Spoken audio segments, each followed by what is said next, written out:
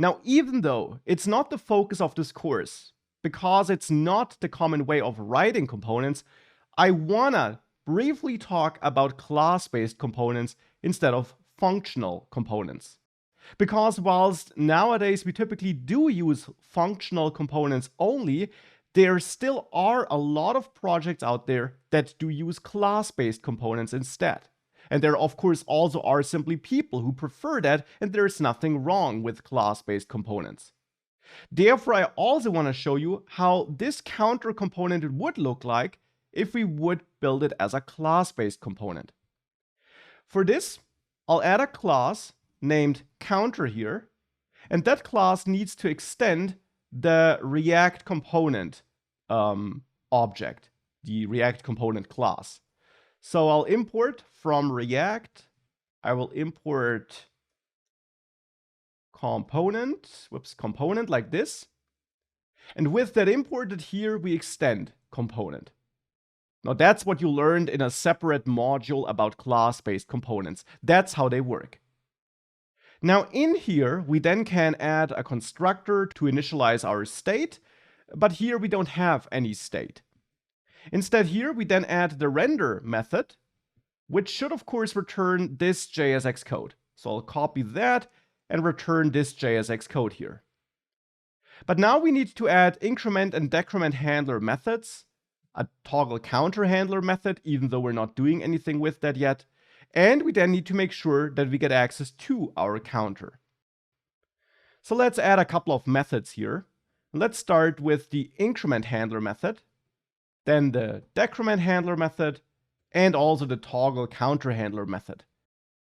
And this is how we can add methods in JavaScript classes. Now down here, we now wanna hook this up correctly by using this increment handler and this decrement handler and this toggle counter handler, referring to these methods which are part of this class. And then the question now is, how do we get access to Redux here?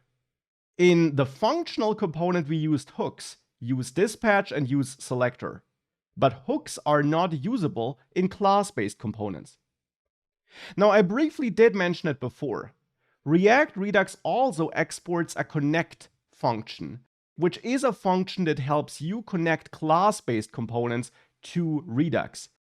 Actually, you could also use it on functional components, but for functional components, using these hooks is simply more convenient. But no matter if it's a functional or class-based component, you can use connect, and therefore we will use connect here on this class-based component. How do we use it? When we export our counter, we don't export the counter component like this. Instead, we call connect, and now connect, when executed, will actually return a new function as a value, which we then execute again. And then we pass our component to that returned function as an argument. So this can look strange, but connect is a so-called higher order component. We execute the connect function, it then returns a new function, and we execute this new function as well. And to this returned function, we pass counter. Now, why do we do it like this? Because to connect, when we execute this, we also pass something. Connect also wants some arguments. Connect also wants some arguments. It wants 2 arguments to be precise, and both arguments are functions. I'll write them separately here. The first function is a function that maps Redux state to props, which will be received in this component then. Hence, we call this function map state to props. That's not a name you must use, but a convention which you will see in a lot of projects. Now, this is a function which receives the Redux state, and then this returns an object where the keys will be available as props in the receiving component, so in the counter component, and the values of those keys, that is then the logic for drilling into that Redux state. So here we could expose a counter prop by using counter as a key here. This key name therefore is up to you. And the value is state.counter. So we then pick the counter value from the Redux state and bind that value to the counter prop. That's what we do here in the end. And that's of course similar to what we do with use selector. Here we also get the state and drill into the state to get the counter and then store that in a counter const. That's basically the equivalent when not doing it with hooks, but with the connect function. Because now map state to props is the first argument we pass to connect. The second argument is another function, which is typically called map dispatch to props. It's the equivalent to use dispatch. Now the idea is to store dispatch functions in props, so that in the counter component we have certain props which we can execute as a function, which will then, when executed, dispatch an action to the Redux store. For this, map dispatch to props receives the dispatch function as an argument automatically, just like map state to props. The map dispatch to props function will be executed for you by Redux. And then in here, we also return an object where the keys are prop names, which we can then use in the component. So for example, increment as a name. And the value is then another function in which we call dispatch and then set up our action. For example, here, an action where the type is increment. This might look strange, but in the end, this ensures that in the counter component, we'll have an increment prop, which we can use. This prop holds this function, so we can execute this function from inside the component thereafter. And when we do so, we will call dispatch and dispatch this action. And we can therefore also do this for decrement and dispatch the action with a type of decrement. And now that's the second argument we pass to connect, a pointer at this map dispatch to props function. These are just pointers. We don't execute map state to props or map dispatch to props here. We just point at them. They will be executed for us by React Redux.